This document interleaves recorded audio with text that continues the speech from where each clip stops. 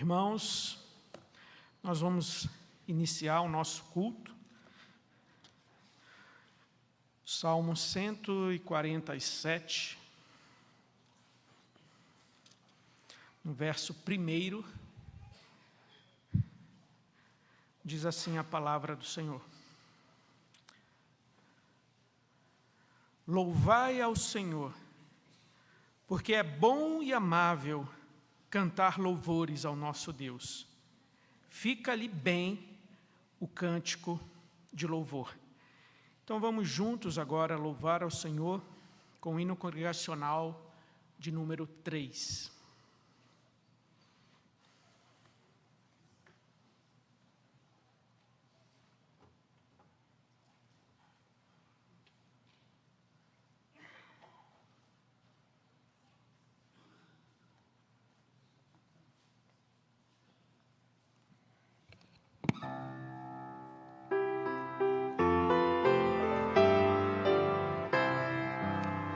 Eterno Pai, teu povo congregado, humilde entoa teu louvor aqui, no dia para o culto reservado, com esperança olhamos para ti.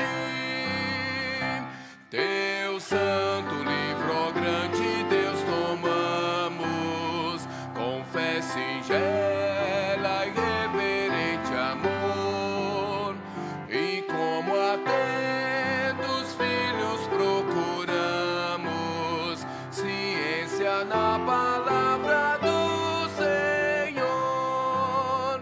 Jesus, aos teus benditos pés sentados, queremos teu conselho receber, sendo por ti mesmo doutrinados, de mais em mais na santa fé crescer, do mundo em seus encargos retirados, queremos descansar em ti, Senhor, mirando os ricos bens entesourados na plenitude do teu vasto amor.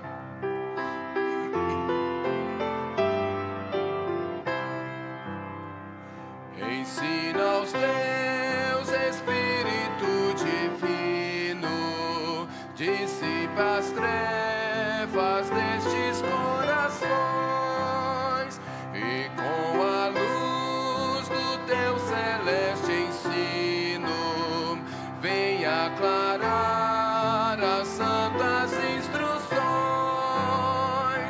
Aviva em nós as forças da memória, pois sempre mais queremos conhecer o Rei dos céus, o Cristo cuja glória eleva os santos anjos de prazer.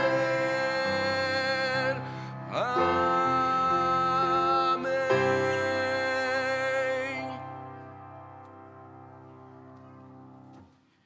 Ainda em pé, oremos. Senhor, nós agradecemos, porque nós somos o teu povo, rebanho do teu pastoreio, e não pela nossa dignidade, justiça própria, pelos nossos méritos, mas somente pela obra completa e perfeita de Cristo, que nos amou até o fim. E assim aqui reunidos estamos para celebrar tão grande salvação, para louvar, bendizer, exaltar o teu nome, as tuas maravilhas, e para receber o alimento para as nossas almas, Pai. Porque sem ti nada podemos fazer, porque nem só de pão viverá o homem, mas de toda palavra que procede da boca do Senhor. E por isso nós precisamos ouvir a tua voz, nós precisamos de luz para sondar os nossos corações nos seus cantos obscuros, nós precisamos de luz para guiar as nossas decisões, e a tua palavra é lâmpada, Pai. para os nossos pés. Por isso que estejamos todos aqui com este mesmo propósito, objetivo e desejo de ouvir a Tua voz, de oferecer-te um culto e que seja agradável a Ti, ó Pai. Abençoa a Tua igreja, o Teu povo aqui reunido, ser propício, favorável a nós. É o que pedimos em Cristo Jesus. Amém. Os irmãos podem assentar-se. Peço que você abra a sua Bíblia no Salmo 111. Salmo 111.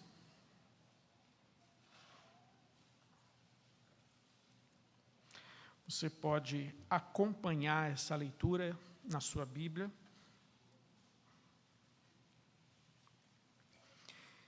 E a palavra do Senhor diz assim: Aleluia! De todo o coração renderei graças ao Senhor, na companhia dos justos e na assembleia. Grandes são as obras do Senhor, consideradas por todos os que nelas se comprazem. Em suas obras, a glória e majestade, e a sua justiça permanece para sempre. Ele fez memoráveis as suas maravilhas. Benigno e misericordioso é o Senhor. Dá sustento aos que o temem. Lembrar-se-á sempre da sua aliança. Manifesta ao seu povo o poder das suas obras, dando-lhe a herança das nações. As obras de suas mãos são verdade e justiça, fiéis todos os seus preceitos. Estáveis são eles para todo sempre, instituídos em fidelidade e retidão. Todos juntos agora os versos 9 e 10. Enviou ao seu povo a redenção, estabeleceu para sempre a sua aliança. Santo e tremendo é o seu nome. O temor do Senhor é o princípio da sabedoria. Revelam prudência todos os que o praticam. O seu louvor permanece para sempre. Aleluia. Vamos juntos agora entoar o hino congregacional de número 17.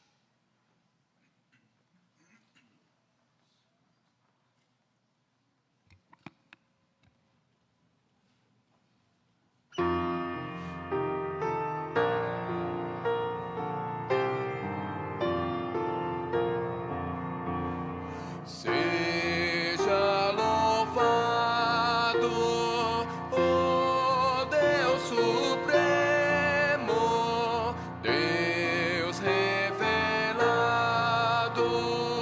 em Israel,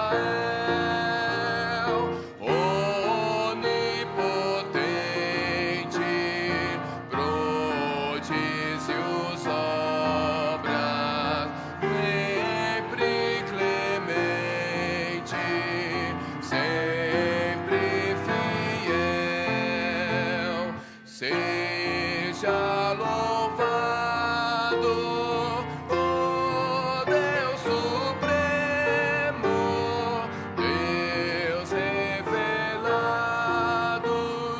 em Israel. Louvor perene, só Deus merece.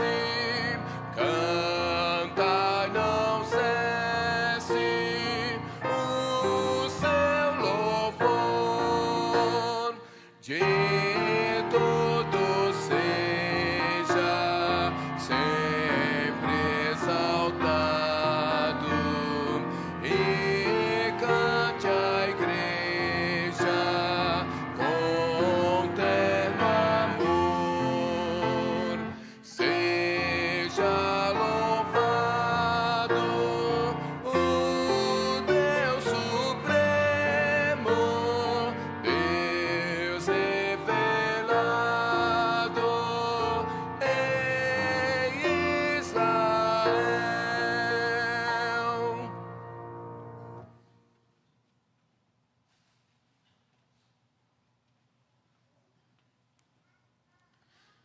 Irmãos, chegamos ao momento de contrição, momento o qual temos oportunidade de pedirmos perdão dos nossos pecados a Deus. Para isso, convido a igreja a abrir as suas Bíblias.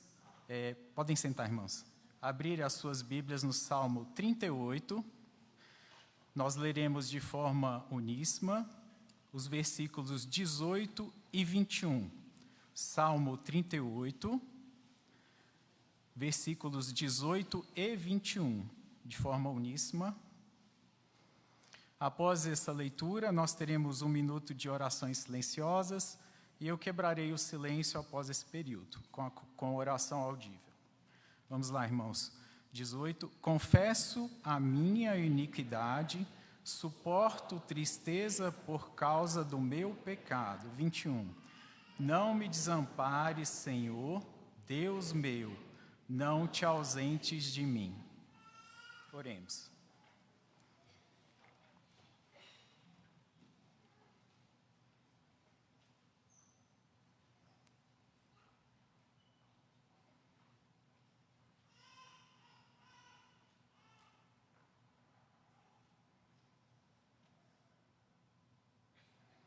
Santo Deus, poderoso Pai, somos gratos a Ti, ó Pai, por louvar o Teu nome e engrandecer em culto público, ó Pai.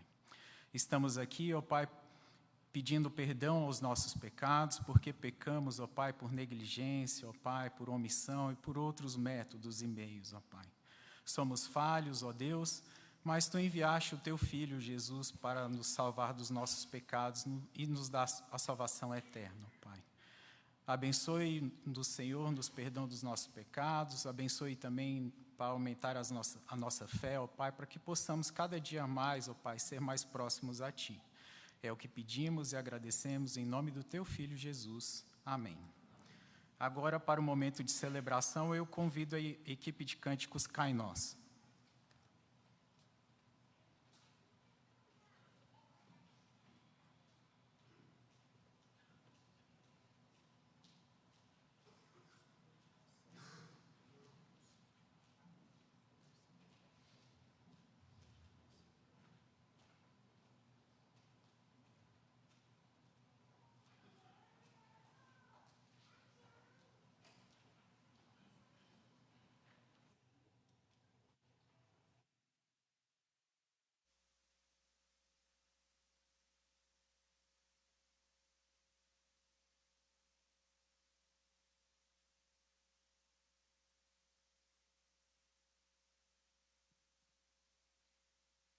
Irmãos, vamos continuar louvando e engrandecendo o nome do nosso Deus. Convido aqueles que puderem que se coloquem de pé ao som dos instrumentos.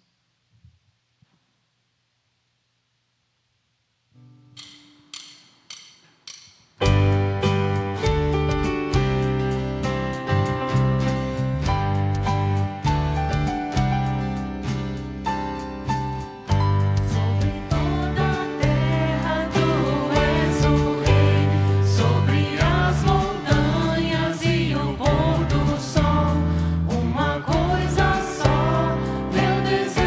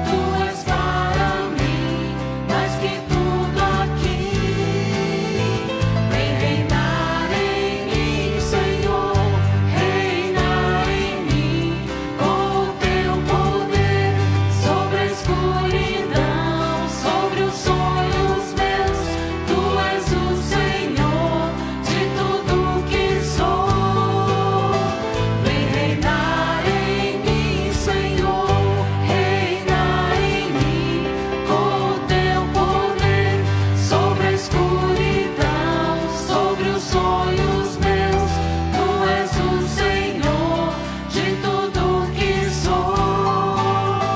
Vem reinar em mim, Senhor. Vem reinar em mim, Senhor. Vem reinar em mim, Senhor.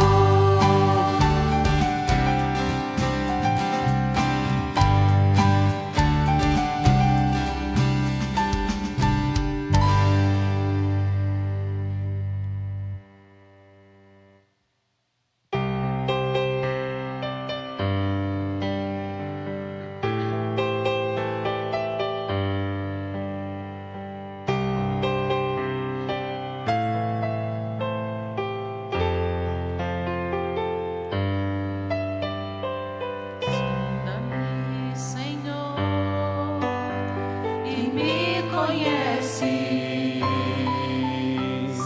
Quebranta o meu coração, transforma-me conforme a tua palavra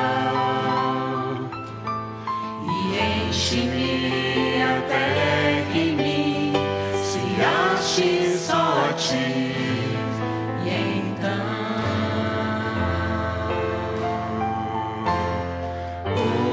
usa-me, Senhor. Usa-me como um farol que brilha à noite, como ponte sobre as águas, como abrigo no deserto, como flecha que acerta o alvo. Quero ser usado da maneira que te agrade, em qualquer hora e em qualquer lugar. Eis aqui a minha vida, usa-me, Senhor, usa-me. Sonda-me, Senhor, e me conheces. Quebranta o meu coração, transforma-me conforme a tua palavra e enche-me até que em mim se ache só a ti. Então usa-me, Senhor. Usa-me como um farol que brilha à noite, como ponte sobre as águas, como abrigo no deserto, como flecha que acerta o alvo. Eu quero ser usado da maneira que te agrade, em qualquer hora e em qualquer lugar. Eis aqui a minha vida, usa-me, Senhor, usa-me. Sonda-me, quebranta-me, transforma-me, enche-me e usa-me. Sonda-me, quebranta-me,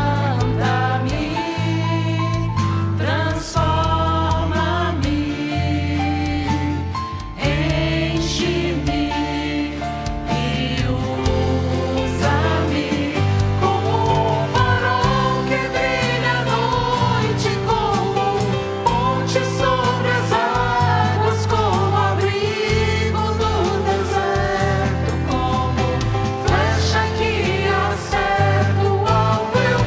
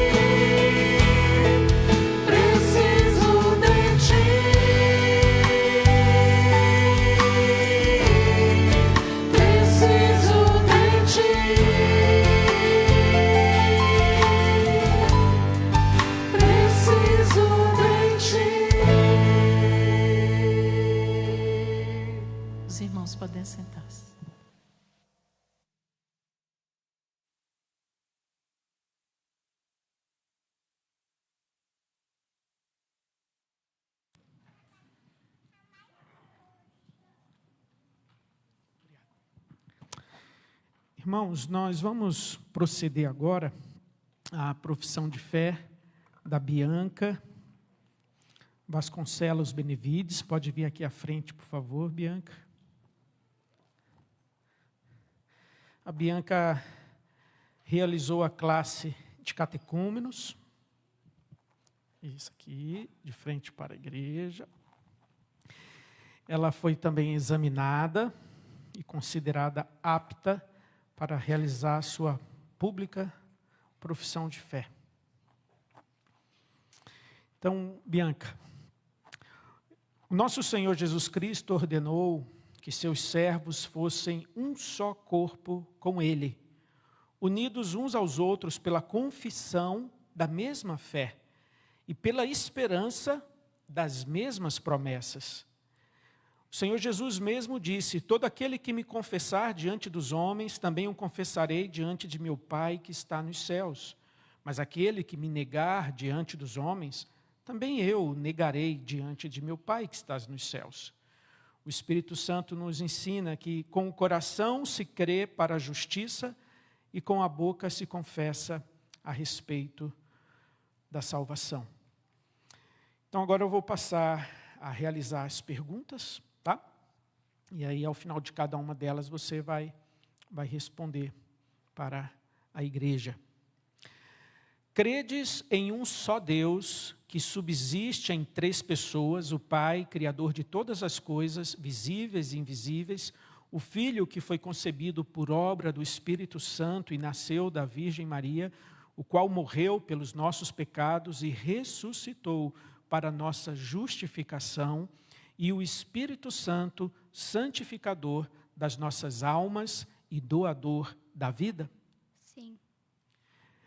Então, essa pergunta foi sobre a Trindade, o Deus Trino. Agora, sobre as Escrituras. Bianca, você crê que as Escrituras sagradas do Antigo e do Novo Testamento são a palavra de Deus, a única regra de fé e prática dada por Ele à sua igreja, e que são falsas e perigosas todas as doutrinas, cerimônias contrárias a essa palavra e todos os usos e costumes acrescentados à simples lei do Evangelho do nosso Senhor Jesus Cristo? Sim. Bianca, você confessa que foi concebida em pecado, que por natureza é incapaz de cumprir perfeitamente a lei de Deus, inclinada a amar e fazer o que a lei de Deus condena, tendo pecado muitas vezes por pensamento, palavras e obras? Sim. Bianca, você crê que o sangue de Cristo te purifica de todo pecado e que não há outro meio de você alcançar o perdão e o poder santificador, senão pela graça de nosso Senhor Jesus Cristo e a obra do Espírito Santo que Jesus dá a todo aquele que lhe pede? Sim. Bianca, você está então sinceramente arrependida do mal que praticou diante de Deus contra Ele e resolvida a fazer uso diligente de todos os meios de graça por Ele ordenados para o bem de seu povo e a seguir os preceitos da sua palavra, deixando de fazer o que Ele proíbe em sua palavra e fazendo toda a sua vontade, ajudada, auxiliada pela graça de Deus? Sim. Bianca, você promete que como membro desta igreja, você se sujeitará sempre à sua disciplina, às autoridades nela constituídas para o seu ensino e governo, enquanto estas autoridades forem fiéis às Sagradas Escrituras? Sim. Muito bem, meus irmãos. Vamos nos colocar em pé. Vamos agora orar pela vida da Bianca, para que Deus conceda a ela graça, força, para ao longo de toda a sua adolescência, juventude, vida adulta, toda a sua caminhada cristã, ela permanecer fiel aos votos que ela agora assumiu e professou diante do Deus Trino, diante da Igreja de Jesus. Vamos orar. Deus Santo, Pai bendito, nós nos alegramos com a firme decisão espontânea da Bianca de assumir a sua fé, de assumir as suas convicções na tua palavra, no Salvador Jesus, reconhecendo o seu pecado, admitindo e crendo no Deus Trino, na sua palavra. Nós pedimos, Pai, que o Senhor a fortaleça cada dia, que o Senhor dê a ela a firmeza, a constância, a perseverança, a guarde, a livre de todo o mal, e que a cada dia na sua caminhada ela possa sempre lembrar desses compromissos e votos assumidos diante do Senhor e da sua igreja. Que a vida dela seja sempre para o louvor da sua glória. Que ela dedique os seus dias, seus dons, talentos, seu tempo, toda a sua energia, Pai, para viver para a glória do Senhor. Que assim ela seja uma bênção na vida da igreja e que essa igreja, Pai, e o teu corpo, seja uma bênção na vida da Bianca. Nós assim oramos em nome do Deus Trino. Amém.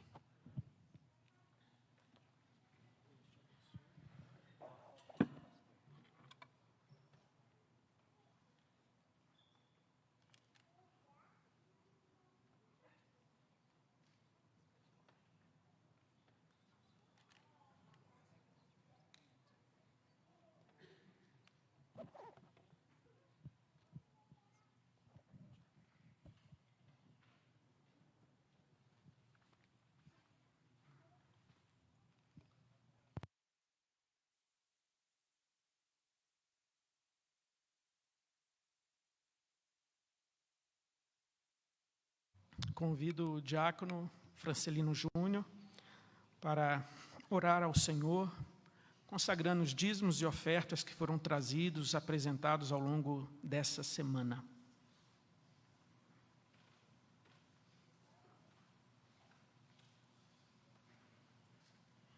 Oremos, irmãos. Pai bendito, obrigado por mais esta hora em que o Senhor nos permite, mais uma vez, estarmos diante do Senhor, na Tua santa casa de oração, para Te bendizer, porque o Senhor é o nosso mantenedor, é o nosso sustentador, é aquele que, ó Deus, provê tudo e todos. Te damos graças a Deus por cada dízimo, cada oferta trazida à Tua casa, porque sabemos que tudo provém de Tuas mãos. E assim, ó Deus, consagramos esses dízimos e ofertas, ó Pai, na Tua presença. Que esses recursos, ó Deus, possam ser bem empregados para a Tua boa obra, para alcançar, ó Deus, cada um daqueles que o Senhor mesmo já predestinou. E que assim, ó Deus, possamos cumprir a cada dia, a cada instante, o ID do Senhor. E que possamos, ó Deus, fazer com alegria, com singeleza de coração, com afinco, com sabedoria. Abençoa-nos, ó Deus, agora e prepara, ó Pai, cada um de nós, também ao Teu servo, que nos trará a mensagem. Assim oramos agradecidos em nome de Jesus. Amém. Quero pedir também ao presbítero Robson Santos, que faça a oração em favor das crianças. Elas já estão, a maioria delas, no prédio de educação cristã.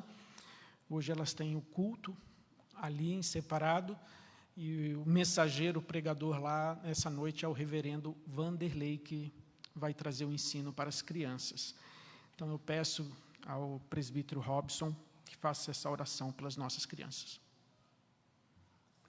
Oremos, irmãos. Senhor, Pai que está nos céus, Pai bendito, Pai amado, estamos felizes, Pai, por estarmos reunidos aqui em Tua casa, nesse dia em que nós separamos para o culto ao Senhor.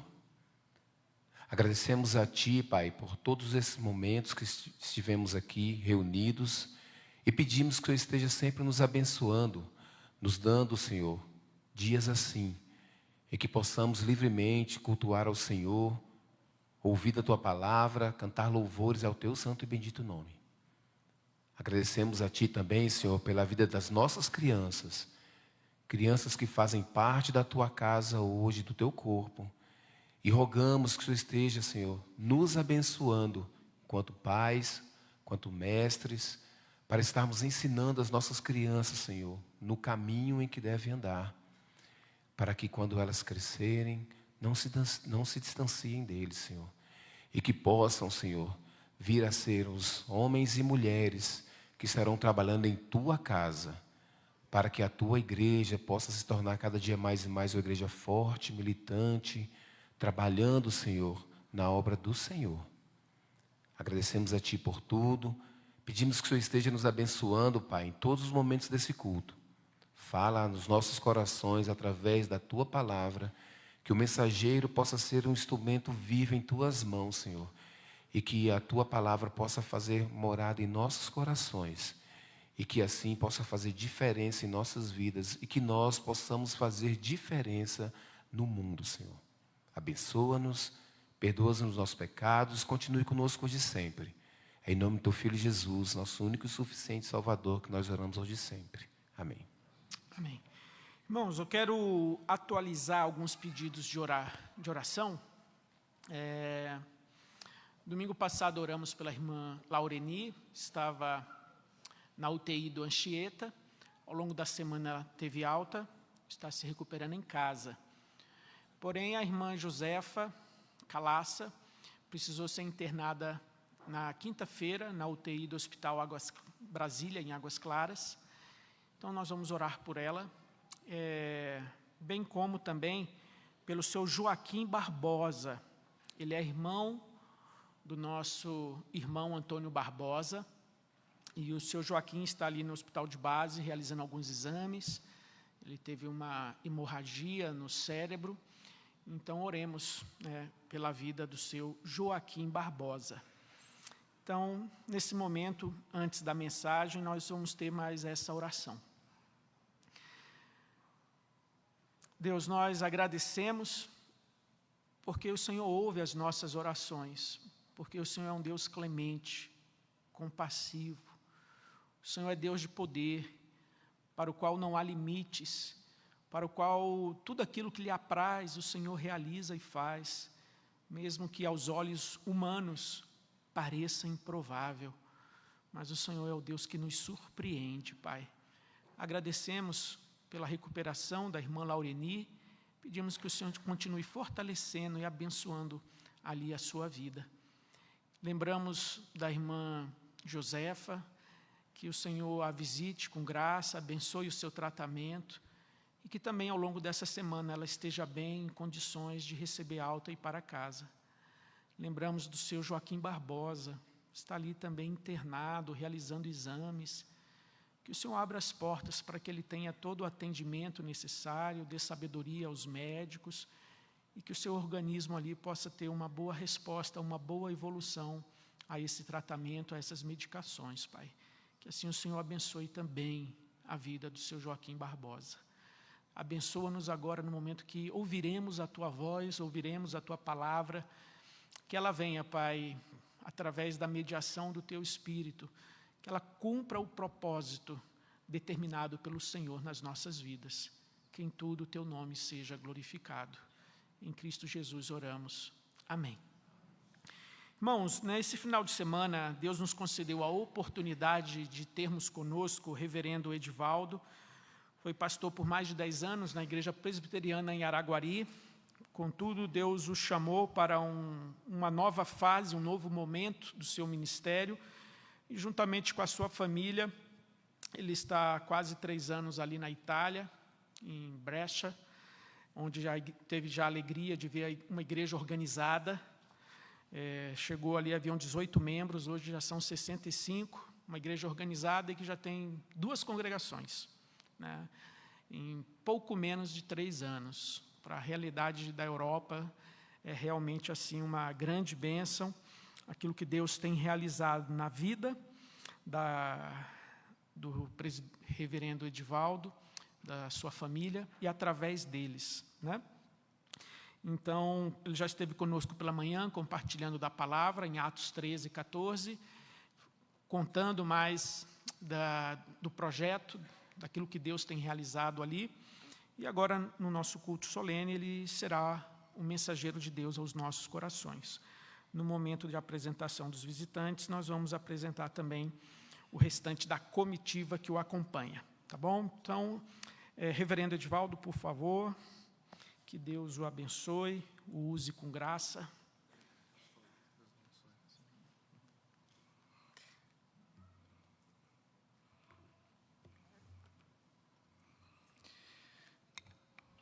Pace, fratelli, sorelle, nel nome del nostro Signore Gesù Cristo. Amém? Todos entenderam perfeitamente, não? Meus irmãos, a graça e a paz. Meus irmãos e minhas irmãs, graça e paz em nome do Senhor Jesus. É sempre uma alegria para nós retornar à segunda igreja em Taguatinga, e é um privilégio poder reencontrar os irmãos, estar com os irmãos nesse momento tão caro do nosso culto, que é a ministração da palavra. Me alegro em revê-los e também em reencontrá-los, e sempre que retorno à segunda igreja, meu coração se regozija em ver e estar numa igreja presbiteriana bíblica, séria, organizada, e alegra o nosso coração. Está comigo o presbítero Flávio, e que é o pastor chama ele de escudeiro, mas nesse momento ele é o meu parceiro de oração, amigo, pessoal. Minha família está hospedada na casa dele, em Goiatuba, Goiás, e ele me deu a honra de tê-lo comigo nesse período aqui em Brasília, nessa região. Ele é médico, solicitou férias do serviço para estar comigo nesse tempo, e eu me senti muito honrado e lisonjeado em tê-lo. Deus muito o abençoe também, presbítero Flávio. Quero compartilhar com vocês o texto bíblico de Jonas, no capítulo 1, e posso, nesse momento, me alegrar em dizer que trago o abraço da Chiesa Presbiteriana de Brescia, no norte da Itália. Nós temos uma congregação em Verona. Como o pastor disse, estamos agora na iminência de abrir a segunda congregação em Treviglio. Passando pela Itália, nos dê a alegria de recebê-lo, de hospedá-lo, de tê-lo conosco também ali em nossa igreja ou em uma das nossas congregações. Quero compartilhar com vocês o texto bíblico de Jonas, capítulo 1, sobre a temática que nós vamos trabalhar nessa noite, implicações de um chamado missionário. Todos nós conhecemos a história de Jonas, já ouvimos falar sobre o profeta que foi parar no ventre de um peixe. Lemos essa história, mas Jonas é um livro absolutamente impactante do ponto de vista da vida cristã, do ponto de vista da nossa relação com Deus. É um livro profético, onde Deus chama o profeta não para falar ao povo, mas é um livro profético onde Deus quer falar com o profeta. Somente Jonas e Abacuque possuem essa característica literária, Deus falando diretamente com o profeta. Nesse livro específico, Deus não tem um recado para o povo, Deus quer tratar diretamente com o profeta. É um livro extremamente missiológico, onde Deus revela já no Antigo Testamento que tem planos para as nações da terra, planos que vão além do povo hebreu. E esse livro nos encoraja muito a pensar que os planos de Deus vão muito além do nosso país, da nossa raça, dos nossos compatriotas. Deus sempre enxergou as nações da terra. E nesse sentido, o meu coração pulsa. Falava hoje pela manhã aqui na igreja, pastor, e em algumas igrejas que nós passamos em 2024, quando estávamos ainda indo para o campo missionário, preguei em várias igrejas do Brasil. Em algumas delas, os pastores foram despertados e estão hoje em campos missionários. Hoje pela manhã eu falei, e como o pastor Jefferson está de férias, sobrou o pastor Edilton e o pastor Pedro. E eu disse, não sei como, mas tem sido uma realidade em muitas igrejas do Brasil, onde algumas igrejas estão enviando os próprios pastores. Isso porque em alguns campos, alguns dos campos que nós temos na PMT, em várias partes do mundo, possuem exigências imediatas. Então, o Iraque, por exemplo, tem um seminário gigante, mas não tem professor. Então, para esse campo específico, por exemplo, é necessário pastores mestres, pastores que tenham o dom de ensino. Tem seminário, tem estrutura do seminário, tem alunos, mas não tem professor. Na Romênia, há poucos anos atrás, o pastor romeno, o pastor presbiteriano que estava lá, tinha quase 90 anos de idade, mas não tinha um pastor sucessor. Deus levantou alguns pastores e eles foram, e hoje o trabalho está sendo renovado. Até 3 anos atrás, nós tínhamos apenas um único pastor presbiteriano enviado pelo IPB na Itália. Nós temos um trabalho em Pistoia, da igreja de Pinheiros, mas é um pastor italiano, Samuele Baroncelli. E a Igreja Presbiteriana do Brasil havia enviado o reverendo Humberto, há mais de 20 anos, e ele era o único pastor presbiteriano na Itália. Hoje nós somos uma equipe com 7 ou 8 pastores, com suas famílias, e Deus tem dado graça. Mas o meu desejo nessa noite, ao falar sobre esse capítulo, é que a gente, além de ser alimentado pela palavra, instruído pela palavra, é que Deus possa fazer nessa igreja o que fez na minha igreja quando eu era pastor e em tantas outras igrejas.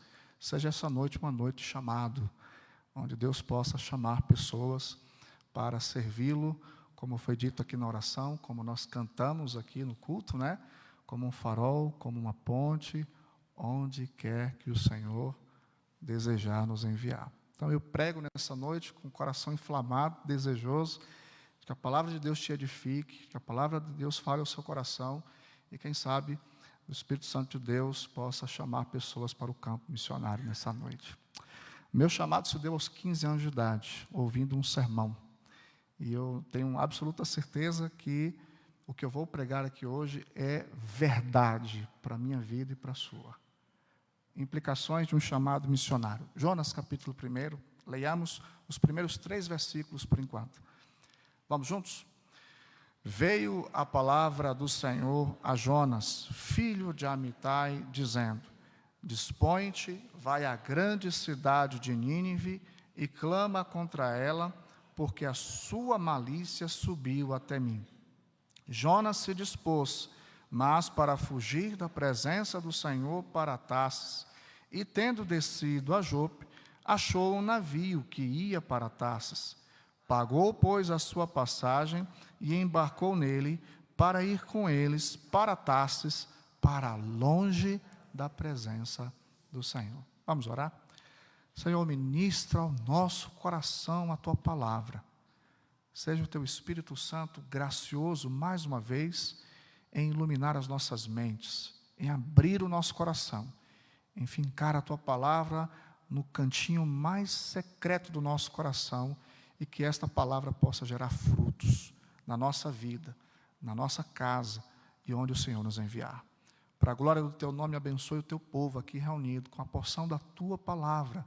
Sejamos nós edificados, encorajados, exortados, desafiados pelo Teu Espírito Santo. Que a Tua palavra fale conosco, Deus. É o desejo do nosso coração. Em nome de Jesus. Amém.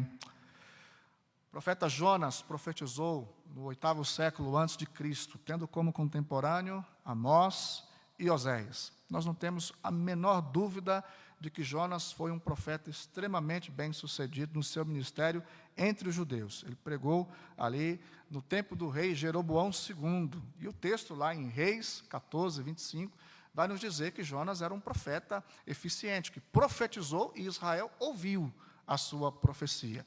Até aí o ministério de Jonas é um ministério bem-sucedido, um profeta obediente, que profetiza, que leva o povo a entender e conhecer a palavra de Deus. O problema surge quando Deus chama Jonas para pregar a um outro povo, a uma outra cultura e a uma outra nação. Falando pela manhã, disse a vocês que alguns cristãos brasileiros têm a mesma dificuldade de Jonas.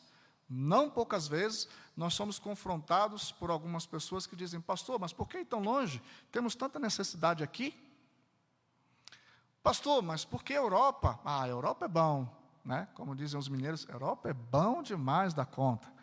As pessoas têm um olhar sobre o lugar, mas a palavra de Deus nos ordena a proclamar o Evangelho a toda a criatura, independente de raça, cor, credo, região geográfica. Como eu disse pela manhã, não poucas vezes as pessoas nos perguntam: por que Europa? A minha resposta é simples: porque Deus mandou. Não é? Nós não temos nenhum chamado específico para um lugar específico. O chamado de Deus para a igreja está claro nas Escrituras: todas as nações da terra. Jesus, pregando o seu sermão escatológico em Mateus 24, ele nos deu uma garantia, uma segurança. Jesus afirmou: e será pregado o evangelho do reino para testemunho a todas as nações, e então virá o fim. Jesus estava dizendo, talvez, quem sabe, ele disse, será pregado. Ele tinha plena convicção e certeza, porque ele próprio garante isso, que o evangelho vai alcançar todas as nações da terra. Se despedindo dos discípulos, ele disse: ide, portanto, e façam discípulos de todas as nações.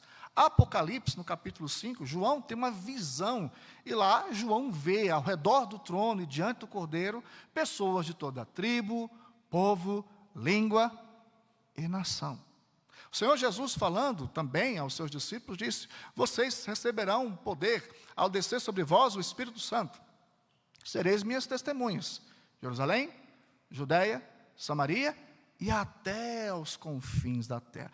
Não resta a menor dúvida em todo o Novo Testamento que Deus enxerga as nações da terra. Quando vamos para o Antigo Testamento, isso também é claro. Deus disse a Abraão, tantos anos antes: em ti e na tua descendência serão benditas todas as famílias da terra. Desde o Antigo Testamento, o propósito de Deus para as nações é muito claro. Olha, mas nenhum livro do Antigo Testamento é tão claro quanto esse objetivo, quanto Jonas. Aqui Deus chama um profeta em Israel e diz: eu quero que você vá. E o texto começa dizendo: veio a palavra do Senhor a Jonas. Em outros lugares do Antigo Testamento, o próprio Deus aparece e fala com os profetas. Exemplo, Isaías, numa visão, Isaías viu o trono e viu alguém assentado no trono e ouviu uma voz que vinha do trono falando com ele. Nesse caso específico, Jonas é muito claro em dizer que veio até ele a palavra do Senhor. Deus tinha um objetivo muito claro: levar o profeta de Israel a uma nação distante, a um povo distante, um povo controverso, difícil, pagão, pecador. E o objetivo de Deus era que esse profeta deixasse sua terra, deixasse sua parentela, deixasse o seu ministério local ali e fosse até essa região distante, esse povo pagão, profetizasse ali a eles e retornasse. Mas, surpreendentemente, a resposta do profeta é a desobediência. Quando nós pensamos no chamado missionário, a primeira coisa que eu gostaria de trazer para vocês, a primeira lição, a primeira verdade, é que o chamado missionário, a primeira implicação, é que o chamado missionário, ele nada mais é do que uma resposta à palavra de Deus. Uma resposta à palavra de Deus. Sophia Miller disse algo maravilhoso. Perguntada sobre como se deu o seu chamado, Sophia Miller respondeu uma frase que virou lema missionário em várias agências do mundo. Ela disse: eu nunca tive um chamado. Eu li uma ordem e obedeci. Eu nunca tive um chamado. Eu li uma ordem e obedeci. O que Sophia Miller estava dizendo, em outras palavras, é de que nenhum de nós precisa de um chamado extraordinário, nenhum de nós precisa mais de um chamado metafísico, de uma experiência diferente. Nenhum cristão precisa mais de um chamado. A ordem e o chamado já foram feitos. Ide, façam discípulos de todas as nações. Então, o que nos resta hoje não é receber um chamado, mas, na verdade, o que nos resta hoje é obedecer a uma ordem. E o texto é muito claro em nos dizer que Jonas recebe uma ordem divina. A palavra do Senhor veio a Jonas. Nessa noite, eu queria muito que você entendesse, gostaria muito que você entendesse, que nenhum cristão deixará a sua casa e se lançará ao campo missionário por vontade própria. Não será um projeto da igreja, não será um desafio humano, não será um projeto pessoal. Eu conheci dezenas de pessoas que sonhavam em serem missionários e nunca foram. A irmã que nos hospedou agora há pouco, estávamos numa igreja em Brasília, ela veio nos buscar e nos trouxe de volta, e ela compartilhava no carro, dizia: eu tive um chamado na adolescência, mas não deu certo. O que ela estava dizendo é: eu pensava que tinha um chamado missionário, mas não aconteceu. Quantas e quantas pessoas estão na igreja? Eu fui pastor de uma igreja em Araguari, em que encontrei várias pessoas que sonharam em ser missionárias, mas nunca conseguiram dar um passo adiante. Mas não é porque elas foram rebeldes, não. É porque nós temos em nossa mente o conceito de que alguma coisa muito especial precisa acontecer para a gente entender que Deus tem um chamado para a nossa vida, para que a gente consiga, de algum modo, nos mover em direção a esse chamado e fazer alguma coisa para Deus. Meu filho pequenininho, tem 6 anos, e todos os domingos termina o culto. Na Itália nós pregamos com uma gola clerical. É um padrão, né, do país, da cultura. E o meu filho é doido para usar uma clerical. Aí minha esposa comprou uma gravatinha para ele. Todo domingo ele diz: papai, eu quero ser pastor. papai, eu quero ser pastor. Papai, eu quero ser pastor. Um dia ele falou, papai, eu quero uma camisa. E ele quer vestir igual, ele quer ser pastor. E eu olho para ele e falo, meu Deus, tem misericórdia dele. Mas no imaginário dele, ele tem essa vontade, ele tem esse desejo, ele tem esse anseio, ele olha para o pai dele lá na frente, ele quer fazer. Outro dia em casa, ele estava ainda novinho na Itália, ele colocou todo mundo sentado no banco e falou, agora vocês sentem aí. E ele começou a falar em italiano. Pela graça del Signore Jesus Cristo, com a mãozinha para cima. Ele estava impetrando a bênção sobre nós, sobre a família. E a gente tinha que sentar no banco e ouvir ele fazer o sermãozinho dele, impetrar a bênção, levantar as mãos. Ele deseja isso. Como muita gente na igreja deseja, pastor, eu tenho tanta vontade, e tem muita gente nas nossas igrejas esperando alguma coisa assim, quase que extraordinária acontecer para ele confirmar o chamado. Eu quero dizer para você nesta noite, você não precisa de nada disso. O que na verdade nós precisamos não é de uma experiência sobrenatural, não é de um fato extraordinário, não é uma coisa assim metafísica, não é de alguma coisa quase que divina descendo do céu. Não, o que nós precisamos é de obediência à palavra. Veio a mim a palavra. A igreja do Senhor Jesus já recebeu uma ordem, uma palavra. Nós precisamos ir. A primeira igreja presbiteriana da Argentina nasceu, foi organizada no ano passado. A PMT esteve lá, organizou a primeira igreja presbiteriana da Argentina, na cidade de Marco Paz, interior da Argentina. E eu fico me perguntando, eu fui fazer o estágio missionário lá. Enquanto estava lá, conheci o reverendo Wilton, 9 anos na Argentina. E eu fiquei me perguntando, como que a IPB tem quase, cento e tantos anos, 160 anos, e o nosso vizinho tem apenas 1 ano de organização. Isso significa que nós recebemos o Evangelho há 1 século e meio, mas guardamos o Evangelho para nós. Os nossos vizinhos não têm. Não tem. Essa igreja conhece o trabalho missionário do Paraguai, saudoso reverendo Evandro. Mas existem muitos dos nossos vizinhos que estão recebendo o Evangelho, a sã doutrina, a igreja reformada nascendo agora.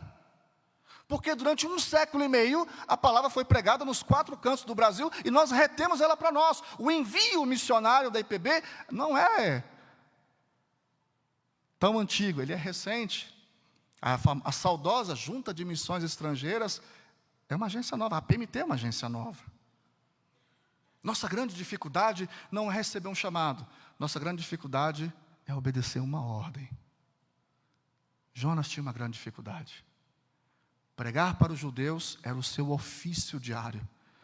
Mas quando Deus o direcionou para um novo povo, uma nova cultura, uma nova raça, Jonas disse não. Observe o texto. Verso 2. Ordem de Deus. Veio a palavra do Senhor a Jonas dizendo, dispõe-te. A palavra hebraica aí é ergue-te. Se levante. Levante-se, ou seja, deixe o seu local e vai à grande cidade de Nínive e pregue contra ela, porque o pecado dela subiu até mim. O ministério de Jonas era isso, o ministério profético. O profeta não escolhe o que pregar, o profeta recebe de Deus e entrega para o povo. A missão de Jonas era simples, ir a Nínive e profetizar contra esse povo pagão. Mas o texto, surpreendentemente, diz que Jonas se dispôs, porém, para fugir, para longe. O trabalho missionário nada mais é do que uma resposta da igreja à palavra de Deus. Nenhuma pessoa, nenhum cristão, nenhuma igreja, nenhuma família dará um passo adiante em direção a missões, em direção a um campo missionário, em direção a uma pessoa, em direção a um povo não alcançado, ou mesmo do outro lado da rua, se essa resposta, se essa ação for fruto de qualquer outra coisa que não seja a palavra de Deus. Durante alguns anos, nós missionários costumávamos falar de missões com vídeos, fotos, criança pobre, telhado caindo, terremoto, aquelas cenas impactantes. Eu sou do tempo que a gente usava ainda retroprojetor.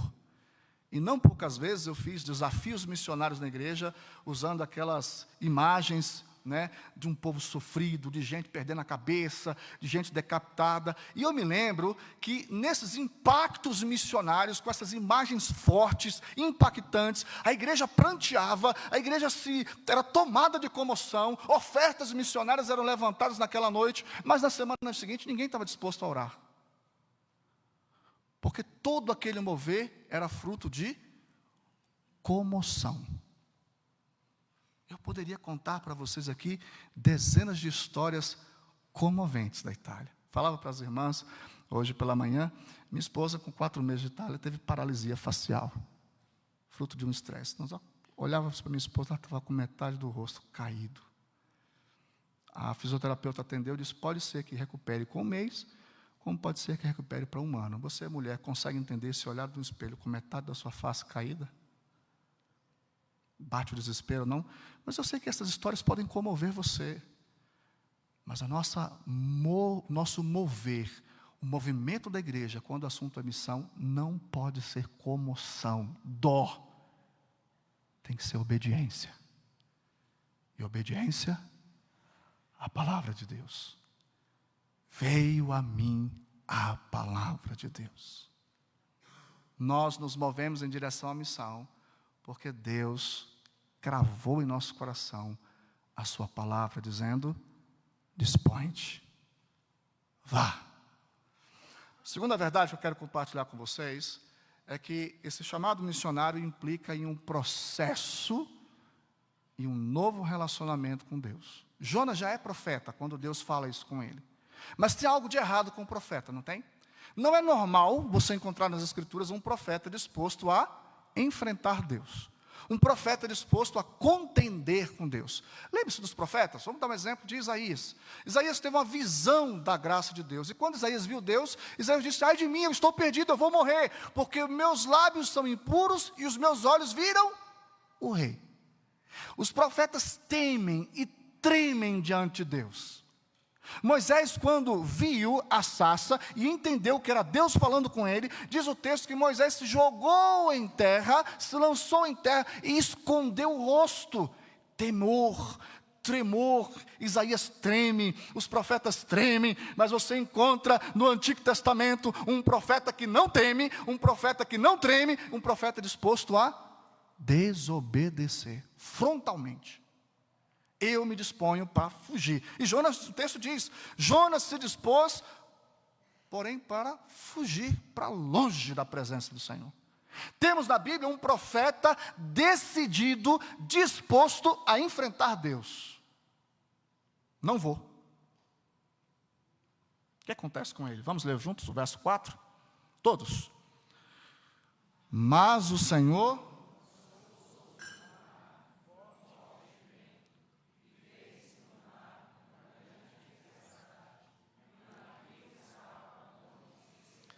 Nenhum livro da Bíblia tem como tema central o ser humano. Você encontra o livro do profeta Jonas, e a gente pode ser assim, induzido a pensar que o objetivo desse livro é falar sobre Jonas. Nós crescemos, as criancinhas, quando você fala profeta Jonas, eles associam Jonas no vento do peixe. Mas nenhum livro da Bíblia tem o ser humano como centro do livro, como centro da mensagem. Esse livro não nos revela Jonas, esse livro nos revela Deus. Não é sobre Jonas.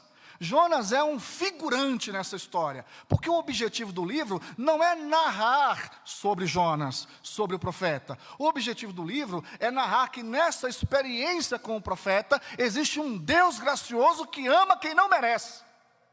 Disposto a perdoar pecados, disposto a salvar pessoas, disposto a ir ao encontro daqueles que nada fizeram para merecer. Deus é extremamente gracioso. O tema do livro de Jonas é Jonas 2:9. Ao Senhor pertence a salvação. Não é sobre Jonas, é sobre Deus. E nesse sentido, quando Deus chama Jonas e Jonas se rebela, Deus não abre mão de Jonas. Diga amém. Quando eu me rebelo e peco, Deus não me joga fora.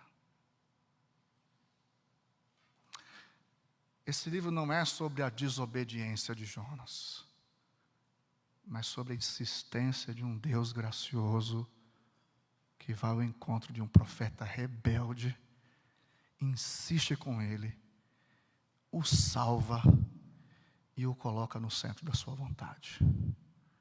Do verso 4 até o verso 16, Jonas se esforça para fugir de Deus. Jonas se rebela. Jonas abandona o ministério profético. Ele quer ir para longe, ele quer afrontar Deus. E Deus, misericordiosamente, vai discipliná-lo. Todo chamado missionário implica em uma nova relação com Deus. O que eu quero dizer com isso? O reverendo Ronaldo Lidório definiu bem o que é estar no campo missionário. Estar no campo missionário é estar no lugar onde Deus te quebra. Quando a gente lembra dessa expressão, de qual lugar da Bíblia nós nos lembramos? Da casa do oleiro. Deus moe o missionário no campo para torná-lo um crente mais próximo, mais íntimo, mais temente, mais fiel. Deus não inicia um processo de destruição de um profeta rebelde. Deus inicia um processo de tratamento. Jonas está fugindo e Deus está tratando com ele. O verso 4 mostra claramente a intenção do profeta. Ele se dispôs, porém, para fugir da presença do Senhor. Verso 4. Mas o Senhor lançou sobre o mar um forte vento e fez no mar uma grande tempestade e o navio estava a ponto de despedaçar. Quando você lê esse texto, a gente lê esse texto assim, de uma forma bem poética, né? Deus lança uma tempestade e o barco está a ponto de despedaçar. A gente precisa lembrar que existem outras pessoas nesse barco. Jonas não é o único a ter pagado uma passagem para estar ali. Jonas está no barco e a tempestade não vem sobre Jonas, vem sobre todos. Mas Deus tem um propósito específico na vida deste homem. Deus quer tratar com ele. E Deus quer tratar com ele porque Deus conhece o coração de Jonas e sabe que Jonas não entendeu algo que Deus claramente quer que seu povo entenda. Lá no capítulo 4, Jonas diz assim: eu sabia, olha o profeta, eu sabia que se eu pregasse para esse povo, o Senhor iria perdoá-los. Eu sabia, porque o Senhor é misericordioso. O Senhor é bom, e sabendo que o Senhor é bom e misericordioso, eu não queria pregar porque eles não merecem. A pergunta de Deus para Jonas é razoável essa sua justificativa? Deixa eu fazer essa pergunta para você. Pregar para os seus familiares, pregar para quem você ama, pregar para quem você quer ver aqui sentado no banco dessa igreja, empenhar-se por ver um filho aos pés de Jesus, empenhar-se incansavelmente por ver um pai, uma mãe aos pés de Jesus, dar a vida por ver um familiar rendido aos pés de Jesus. Nós somos capazes de qualquer coisa por aqueles a quem amamos. Mas se Deus disser, atravessa o mundo e prega para quem você nunca viu, o nosso coração muda, a nossa disposição é outra. O livro de Jonas vai tratar contra o pecado do exclusivismo judeu. O livro termina sem conclusão, sem fim, porque o objetivo do livro é deixar essa pergunta em aberto: amaremos apenas os hebreus? Ele é profeta entre os hebreus, e profetizar para os hebreus está tudo certo para ele, mas profetizar para inimigos? Não, esses não. Esses não merecem. Quem você acha que merece o Evangelho? Pela manhã falei com vocês que numa determinada igreja presbiteriana, não vou falar de onde, um diácono me abordou. Reverendo, se fosse para a África, tudo certo, eu estaria junto com o senhor, mas para a Europa não. Ah, pastor, a Europa é bom demais. E minha resposta para ele foi: quem que Deus ama mais? Ele falou: Deus ama os dois igual. Eu falei: Deus ama igual os dois, mas você não. Queridos, quem se importa? Quem se importa com aqueles que estão do outro lado do mundo e não tem uma igreja para congregar? Quem se importa com os povos não alcançados que não têm sequer pastor? Quem se importa se nós temos toda uma estrutura há mais de 150 anos, 1,5 séculos de evangelho no Brasil? Quem se importa se existem 3, 4 bilhões de pessoas sem uma igreja? Quem se importa se ainda existem 2 ou 3 bilhões de pessoas sem Bíblia? Quem se importa se existem tantos povos e nações da terra que não têm oportunidade de ter um culto sequer? Quem se importa? Jonas não está nem aí com os ninivitas. Mas Deus disse para ele: Jonas, eu preciso que você tenha um novo relacionamento comigo, me entenda, porque quem me conhece intimamente não terá dificuldade em me obedecer. É interessante pensar no verso 5. Olha como Deus deixa claro que Ele tem objetivos para as nações. Vamos juntos, o verso 5? Então, os marinheiros, cheios de medo, clamavam cada um ao seu. Nós estamos em um barco cheio de marinheiros pagãos. Está todo mundo clamando aos seus deuses, com desinho minúsculo. Mas naquele barco tem um cristão, tem um profeta de Deus. Olha o texto. E lançavam ao mar a carga que estava no navio para aliviarem o peso dela. Jonas, porém, havia descido ao porão, se deitado e dormia. O barco está despedaçando, os marinheiros estão invocando os seus deuses. Jonas, profeta, servo do Deus verdadeiro, está dormindo. O italiano diria: mamma mia. Como que pode dormir em plena tempestade? Como que pode dormir num caos como aquele? Jonas está dormindo tranquilamente. Como que pode dormir vivendo em desobediência? Como que eu posso congregar? Como que eu posso cultuar? Como que eu posso ofertar? Como que eu posso estar no meio do povo de Deus, vivendo em pecado e tranquilo? Davi, quando descreve o seu tempo de vida em pecado, Davi no Salmo 32 diz que a mão de Deus pesava dia e noite sobre ele. Quem pode ser cristão e viver em afronta, em desobediência, em rebeldia, tranquilamente? Jonas.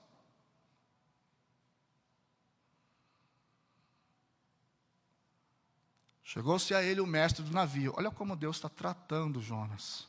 Primeiro uma tempestade. Jonas, tem alguma coisa errada. Está percebendo, Jonas? Os marinheiros estão invocando a Deus. Jonas não está nem aí.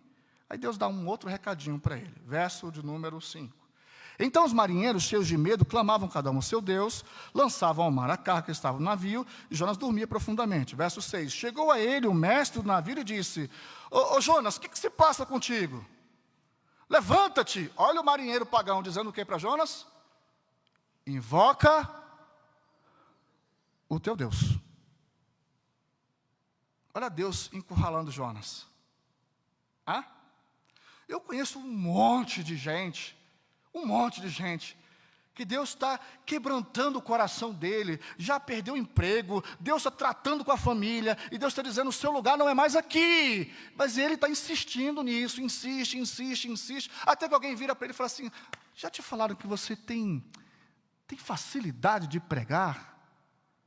Alguém já falou com você que você tem jeito para isso? Ele fala: não, quero saber disso não.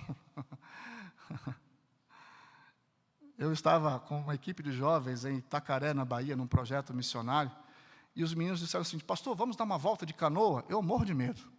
Mas na frente dos jovens da minha igreja eu não ia dar esse mole para eles, né? Então eu disse: claro que vamos. E alguém disse: pastor, é seguro? Eu falei: seguríssimo, se vocês estão comigo, está tudo certo. Eu morrendo de medo. E nós entramos, pegamos um guiazinho lá e disseram: olha, prepara uma canoa aí para a gente, assim. Aí ele virou para mim e disse assim: você é pastor, né? Eu falei: como é que você sabe? Você tem um jeitão aí. Eu falei: que jeitão? Ele falou: os meninos são tudo assim, mas o senhor é meio caretão. Eu falei: tá, entendi. E me chamou a atenção aquilo. Porque o mundo nos guarda, ele nos observa, ele sabe quem somos. O mundo observa atentamente os passos da igreja. O apóstolo Paulo disse que a gente é uma carta lida. Jesus disse que nós somos sal e luz, a fim de que, através dessa luz, o mundo veja. O mundo nos guarda. Os marinheiros estão olhando para Jonas. Quem é esse cara? O que está fazendo aqui? Por que está dormindo no meio da tempestade? E alguém olha para Jonas e diz assim, você poderia invocar o seu Deus? Todo mundo aqui já invocou, nada aconteceu. Mas você pode invocar o seu Deus? E diziam uns aos outros, verso 7, lancemos sortes. Nós precisamos saber quem é o culpado.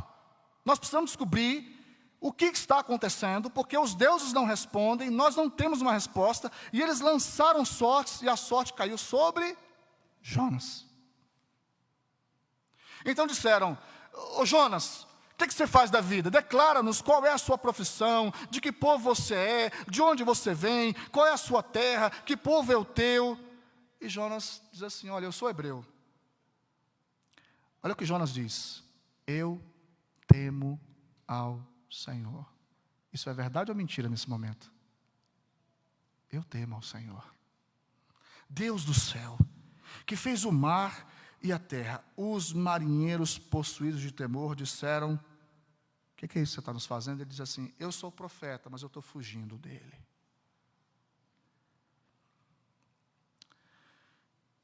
O que a gente vai fazer com você, Jonas? Jonas diz, eu prefiro morrer do que obedecer a Deus. Me joga no mar. Eu quero morrer. Eu morro, mas não faço o que Deus está mandando. E a bronca de Jonas não era com Deus. A grande questão de Jonas é, aquele povo não merece salvação. O problema de Jonas não é necessariamente Deus, o problema de Jonas é a ordem de Deus. Eu não quero obedecer essa ordem. E aquele povo não merece perdão. E os homens tentaram salvar Jonas. Remavam, sem sucesso. Então clamaram ao Senhor, os pagãos clamaram ao Senhor e disseram, Senhor, rogamos-te que não pereçamos por causa da vida deste homem e não faça cair sobre nós este mal, porque somos inocentes. Tu, Senhor, fizeste como te aprouve. Pegaram Jonas, lançaram ao mar e Jonas disse, morro, mas não obedeço a Deus. Se eu terminasse aqui, todos nós acharíamos, mereceu. Afrontou Deus, desobedeceu Deus, se rebelou contra Deus, não tinha a menor vergonha de assumir que estava em rebeldia e desobediência. Se nós parássemos aqui, a história seria um profeta desobedeceu e Deus o matou. Nós já temos isso na Bíblia. Ofni, Finéias, tantos outros nas Escrituras, morreram por pecados aparentemente bem menores. Se é que existe isso, não é? Uzá morreu porque tocou na arca. Os filhos de Eli ofereceram fogo estranho, Deus os matou. Há pessoas no Antigo Testamento que se rebelam contra Deus e Deus os pune. Mas neste caso, a longanimidade e a misericórdia de Deus se estendem sobre Jonas. O chamado missionário não nos torna supercrentes, não nos torna crentes especiais, não nos torna pessoas extraordinárias, nos torna pessoas mais próximas de Deus. Quando eu cheguei na Itália, eu achava que eu era preparado para servir a Deus. Não precisei de 6 meses para descobrir que eu era pó e cinzas. Sou pó e cinzas. Servir a Deus longe de casa, longe da terra, longe da família, longe do seu país, longe da sua cidade, é uma experiência única, não no sentido ministerial, no sentido pessoal. É orar sozinho todo dia. É entender o que Deus quer para a sua vida todo dia. É viver uma nova vida cristã sob a ótica de uma caminhada pessoal com Deus. Deus não queria tratar somente Jonas, Deus queria tratar Israel. O exclusivismo, a indiferença, a frieza, a dureza de coração de Israel. Mas Deus chama o seu profeta para essa escola. Quero dizer para você nessa noite que a gente não pode se acomodar com a nossa vida cristã. Não podemos entender que a nossa vida cristã se limita a vir à igreja, ir para casa, trabalhar, essa rotina diária, semanal, que consome a gente todos os dias. Eu e minha esposa na Itália, depois de 2 anos e meio, retornamos para o Brasil e alguns pastores fizeram umas perguntas para a gente bem interessantes. Reverendo, Valéria, O que mudou na vida de vocês nesses 2 anos e meio? E nós temos uma resposta muito clara. Eu fui pastor de uma igreja por 10 anos, uma igreja razoavelmente grande. Nós tínhamos muitos projetos, muitas ações, muitas coisas.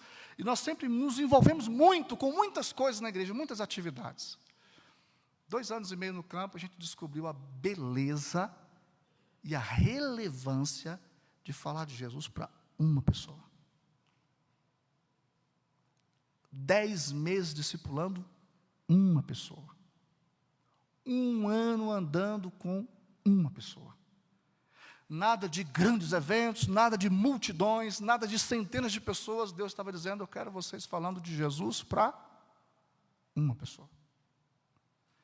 E nos encontramos durante 2 anos e meio discipulando uma família aqui, uma pessoa ali, um italiano lá, uma pessoa, sentados numa mesa por meses falando de Jesus para uma pessoa. E de repente a gente começou a descobrir que os nossos grandes eventos produziam membros. Mas o discipulado pessoal produz discípulos. Sabe qual é a diferença de um para o outro? Muita gente vem atraídos pelos grandes eventos da igreja, eles são importantes, têm a sua relevância, mas eles querem sempre mais. Pastor, quando é que vai ter o próximo encontro de casais? Pastor, quando é que vai ter o próximo retiro de adolescentes? E as pessoas querem sempre consumir mais do que a igreja tem para dar. Mas quando a gente abandona tudo isso e está lá no campo missionário, de repente foi uma pessoa e Deus fala, você vai andar com ela 1 ano, ensinando as escrituras para ela 1 ano com uma pessoa. De repente aquela pessoa converte, se batiza e você começa a perceber que ela agora quer fazer isso com outra pessoa. Eu andei 10 meses com o Lorenzo, um italiano, discipulando ele, todo santo, 1 vez por semana, na casa dele discipulando. Um determinado dia eu disse, Lorenzo, hoje não vai haver discipulado, é seu aniversário, nós vamos comemorar.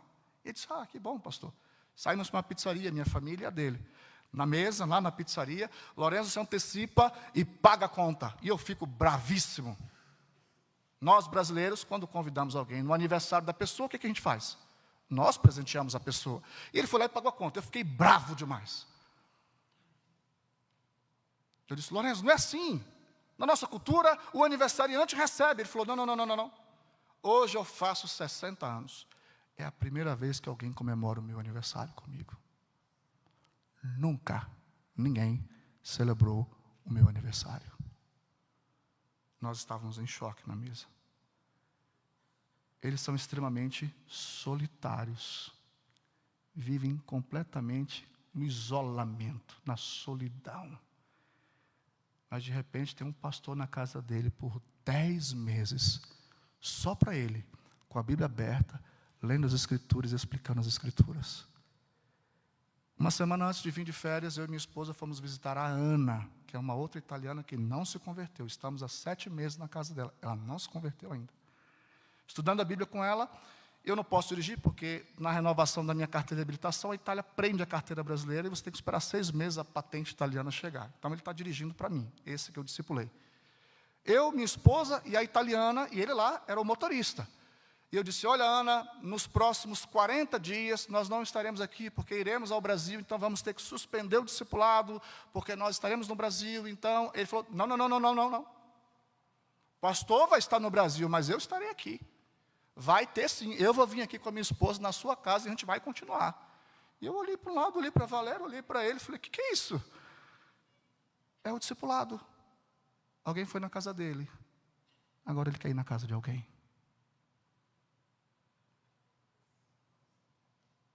Eu achava que eu sabia o que era ser pastor, mas Deus me quebrou no campo e me ensinou a cuidar de 1, de 2, de 3, orar, chorar com cada um que está ali naquele campo. Deus estava tratando comigo assim como estava tratando com Jonas. Deus não quer destruir Jonas, Deus quer tratá-lo. Quantos aqui nessa noite precisam desse tratamento pessoal com Deus? Precisam refletir sua vida cristã, repensar o que é ser um discípulo de Jesus. Quantos e quantos de nós passam a vida inteira na igreja sem levar uma única pessoa a Cristo? Quantas décadas sentados nesse banco sem falar de Jesus para nenhuma pessoa? A síndrome de Jonas. Sou crente, estou salvo, está tudo certo. Os outros? Deus precisava tratar com Jonas. Quem sabe Deus precisa tratar com você também. Eu termino dizendo para você que a implicação desse chamado é o verso 17. Os homens lançaram Jonas no mar. Acabou, Jonas morreu. Era desobediente, mereceu morrer. Não, olha o verso 17. Vamos juntos? Deparou o Senhor.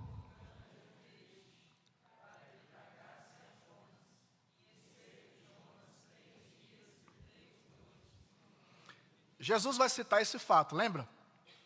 Os liberais dizem assim, né, pastor?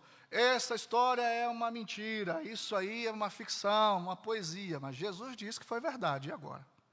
Jesus diz assim, assim como Jonas esteve 3 dias e 3 noites no ventre do peixe, assim importa que o Filho do Homem seja levantado ao terceiro dia. Do mesmo modo, é literal, é real. Mas o que a pergunta que não quer calar é a que está no verso 17. A palavra deparou aí, em hebraico, tem um sentido bem diferente. É chamar. Interessante, não? Deus chamou o profeta, ele não quis obedecer. Mas no livro de Jonas, tudo que Deus fala com a criação, obedece. Peixe obedece, planta obedece, tudo obedece no livro de Jonas. O sol obedece, a lua obedece, a planta obedece, o verme obedece, o peixe obedece. Tudo lá no livro de Jonas obedece, menos a criação não tem dificuldade de obedecer o Criador. Quem tem? Nós. Quando Jonas é lançado ao peixe, a palavra hebraica do texto dá a entender claramente que Deus havia, como chamou Jonas para pregar, chamou um peixe para resgatá-lo, um peixe missionário. Sabe por que Jonas não morre afogado? Porque quando Jonas é lançado ao mar, o peixe estava no lugar certo, na hora certa, pronto para fazer o que Deus mandou. Quem tem essa dificuldade? O ser humano. Nós temos dificuldade de estar no lugar certo, na hora certa, para fazer a coisa que Deus mandou. O peixe engole Jonas. 3 dias Jonas, de modo sobrenatural, sobrevive. E quando Deus dá ordem, o peixe joga Jonas onde? Nas imediações de Nínive. No lugar certo, na hora certa, para o profeta entender que tudo obedece a Deus, menos o seu povo. Meus irmãos, o chamado de Deus implica em uma resposta à palavra. Eu quero te fazer essa pergunta nessa noite. Que resposta você dará à ordem de Deus? Ide por todo o mundo e pregai o evangelho a toda criatura. Ide, portanto, e façam discípulos. Que resposta você, como cristão, pessoalmente, tem dado para Deus? Quantos discípulos?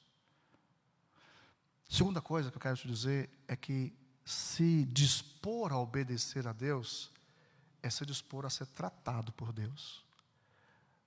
Como nós vimos pela manhã, o apóstolo Paulo volta da primeira viagem missionária e está todo mundo esperando Paulo falar dos outros. E Paulo diz, antes de Deus alcançar os gentios, Deus primeiro tratou com a gente.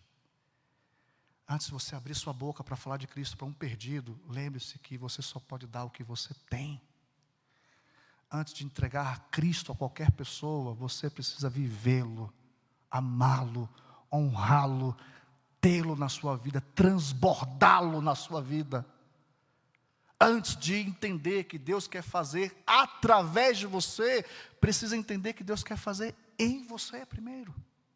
Antes de abrir a minha boca para falar de Cristo aos italianos, eu preciso entender que Deus quer tratar comigo. Foi assim com Paulo, foi assim com Pedro, é assim com todos nós. Todos aqueles neste banco que se dispuserem a obedecer a Deus, precisam entender que antes de Deus fazer nos outros, Ele quer fazer na sua vida. Jonas precisava entender quem é Deus. O fim dessa história é que o verso 17 nos mostra que Deus é graça, misericórdia, perdão. Deus resgata Jonas. E dá uma grande lição a Jonas. Eu não chamarei outro. Eu não descartarei você. Tantos e tantos outros profetas, Deus poderia dizer: deixa Jonas morrer aí no fundo do mar e eu vou chamar outro. Deus poderia simplesmente transferir a ordem para outro. Não. O que seria de nós, irmãos, se Deus lançasse a gente fora no primeiro tropeço? O que seria de nós se Deus lançasse a gente fora no primeiro pecado? O que seria de nós se Deus olhasse para as nossas fraquezas e dissesse: não serve? Em Hebreus capítulo 11, nós temos a galeria dos heróis da fé. E ela começa assim: Abraão mentiu, Moisés matou um homem. A lista dos heróis da fé é uma lista de homens completamente pecadores. Vocês dificilmente escolheriam o apóstolo Paulo para ser pastor da igreja. Puxa a ficha criminal desse homem aí: assassino, perseguidor. Moisés matou um já. Abraão, isso aí mente. Quando está no aperto, entrega até a mulher. Já observou que os nossos heróis são homens de barro? Que bom que é assim, irmãos. No campo do missionário não estão os melhores. Estão pecadores de barro que Deus, por misericórdia, decidiu não jogá-los fora. Apesar das minhas fraquezas, Deus quis me usar. Eu não sei se as suas fraquezas são menores que as minhas ou maiores que as minhas, mas eu posso te dizer que Deus ama usar a gente fraca, pecadora, gente que erra. Jonas prega um sermão e diz o texto: 300.000 pessoas na cidade se convertem. Nunca vi um sermão que tenha convertido tanta gente. Mas Jonas é um vaso duro, difícil, pecador. Talvez como eu, como você. Deus não desiste de nós porque nós falhamos. Deus não jogou a gente fora porque a gente errou lá atrás. Deus não vai escolher nessa igreja os melhores, os mais santos. Não. Quando nós pensamos em missão, Deus sempre costuma chamar aqueles que são barro. E apesar das suas fraquezas e pecados, Deus sempre os coloca no lugar certo, na hora certa, para fazer a coisa certa. Minha oração ao deixar essa igreja nessa noite, não é que eu tenha passado por aqui e divulgado mais um pouco sobre a Itália. Isso é maravilhoso. Mas o desejo do meu coração é que, quem sabe, aconteça com você nesse fim de semana o que aconteceu comigo. Eu era pastor de uma grande igreja e eu dizia: Senhor, chama o povo precisa obedecer. Envia, Senhor, nós queremos enviar gente. E o Senhor disse: tá bom, vem. Com sua família, com seus 3 filhos, vem. Com 3 meses que eu estava na Itália, o pastor disse: faça liturgia. Eu não sabia falar nada. Subi ao púlpito, falei qualquer coisa lá, e uma irmã lá no fundo disse: ele não sabe falar italiano não. Eu sentei no banco arrasado. 6 meses depois eu comecei a falar, meus filhos faziam com o dedinho assim.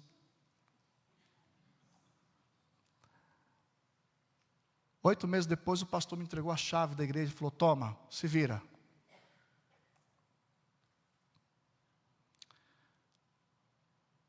Duas semanas antes de vir ao Brasil, eu e minha esposa fomos submetidos ao primeiro teste na escola estatal. O teste é reconhecido por toda a União Europeia. Escrito e oral.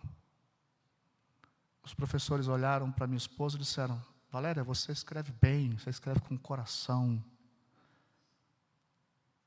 Mas o seu marido, ele usa um vocabulário muito rico.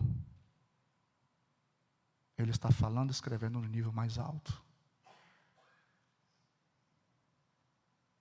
Nós tiramos uma das maiores notas de toda a turma, de 150 estrangeiros. Uma escola grande, nossa turma tinha 30, as outras classes, outras. Nós deixamos a escola como um dos melhores alunos da escola, eu e minha esposa. 1 ano e meio depois, entramos no carro, olhamos um para o outro e dissemos: é graça de Deus.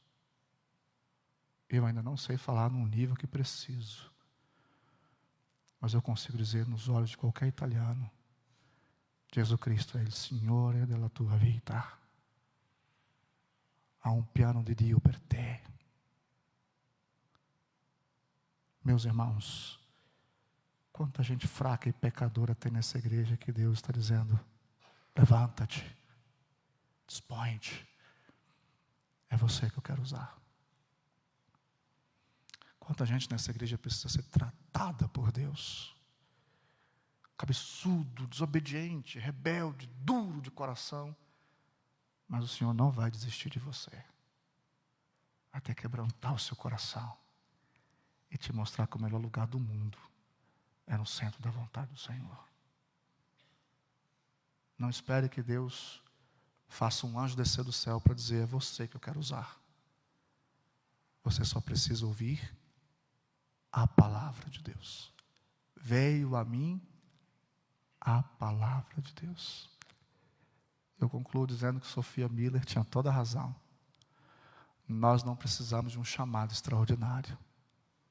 Precisamos apenas ler uma ordem e obedecer. Fique de pé em nome de Jesus. Quero orar por você.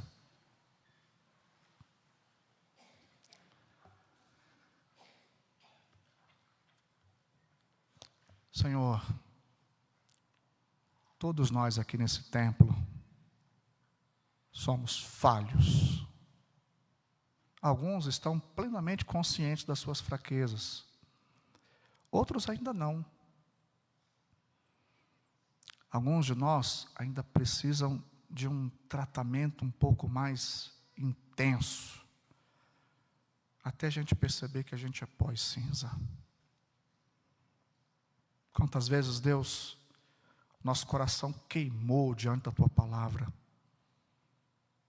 Mas é muito mais fácil pregar em nossa casa, em nossa cidade, no nosso trabalho. É maravilhoso, Deus, falar de Cristo para quem amamos. Mas e os povos não alcançados? Os que estão longe, como crerão se não ouvirem? E como ouvirão se não há quem pregue? Alguém aqui precisa ouvir a Tua voz, ouvir a Tua palavra. Alguém aqui precisa sair dessa igreja consciente de que é o Senhor quem chama. A palavra do Senhor já foi dada. Ide, dispõe-te. Isaías já era profeta quando ouviu o Senhor. E a resposta foi: eis-me aqui. Mas existem tantos outros que insistem e persistem em viver de modo indiferente. Existem tantos outros que insistem e persistem em ignorar a realidade de tantos povos e culturas ainda sem Bíblia, ainda sem templo, ainda sem igreja, ainda sem pastor, ainda sem o Evangelho. Pai, no nome de Jesus, quebra a nossa indiferença. Quebra o nosso exclusivismo. Quebra a dureza do nosso coração. À luz das Escrituras. Nos ensine, Deus, a perceber que há tanta gente ainda sem o Evangelho. Oh Deus, trata conosco, Pai. Quebra o nosso coração. Permita que a nossa disposição vá além das canções. Cantamos aqui: usa-me como farol, como ponte. Ó Deus, seja essa a verdadeira disposição do nosso coração. Que essa igreja possa ver tanta gente se dispor e ir onde o Senhor os enviar. Não desista de nós, Senhor, em tempo algum. Apesar das nossas fraquezas, das nossas imperfeições, use a criação, use todos os meios necessários para nos colocar no lugar certo, na hora certa, para fazer a Tua vontade. O Senhor usou uma perseguição, uma morte de Estevão, para espalhar a igreja. O Senhor usou o ódio, a traição, a inveja dos irmãos, para enviar José. O Senhor enviou uma perseguição severa para alçar Esté. O Senhor usou o cativeiro para usar Daniel. Quantas coisas estão acontecendo na nossa vida para a gente entender que o Senhor quer nos usar. Traz esse discernimento ao Teu povo. e me alegro pela obediência desta querida igreja. Para a glória de Cristo nós oramos. Amém. Podem se sentar.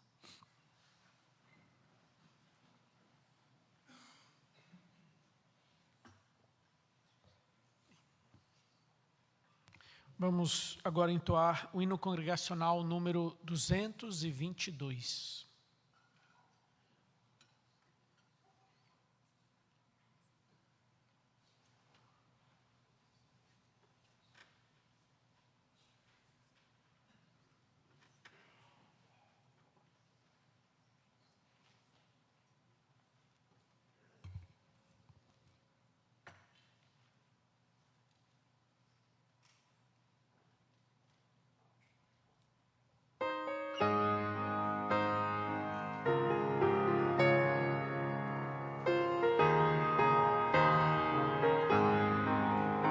Meu Senhor, sou teu, tua voz ouvi a chamar-me com amor, e contigo sempre desejo estar, ó bendito Salvador.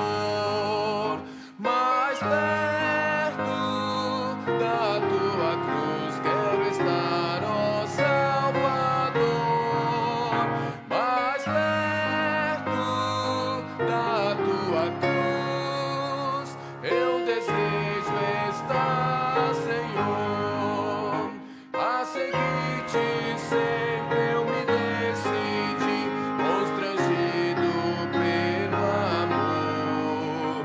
Jubiloso, pois me declaro teu, sem reservas, meu Senhor. Mais perto da tua cruz quero estar, ó Salvador. Mais perto da tua cruz eu desejo estar, Senhor.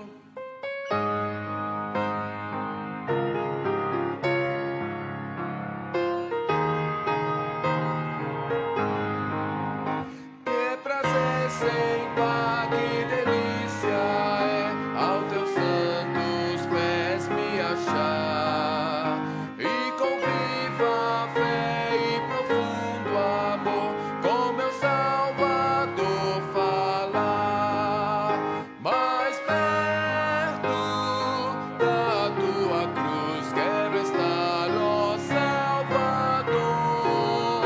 Mais perto da tua cruz eu desejo estar, Senhor. Amém.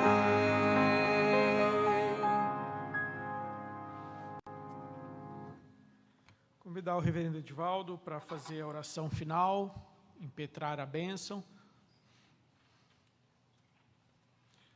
Oremos, irmãos. Bendito seja o teu nome, Senhor, Criador dos céus e da terra. Louvado seja o teu nome por este ajuntamento solene, pela bendita oportunidade de juntos, congregados, adorarmos o Senhor. Tu és um Deus vivo, verdadeiro, santo, presente, que cuida, que conduz a nossa história, que conduz a nossa vida. Dispensa sobre nós, Senhor, a tua bênção ao longo desta semana que se inicia. Sejamos nós obedientes à tua santa palavra. Sejamos nós testemunhas vivas de Jesus. Para a glória do teu nome, Deus, que esta igreja de fato e de verdade glorifique o teu santo nome em toda parte, em todo lugar, em qualquer circunstância. E agora, irmãos, que a graça de nosso Senhor e Salvador Jesus Cristo, que o amor de Deus, o nosso eterno e sempre presente Pai, que as santas consolações do Divino Espírito Santo sejam sobre vós, e sobre vós permaneçam, em nome do Pai, do Filho e do Espírito Santo.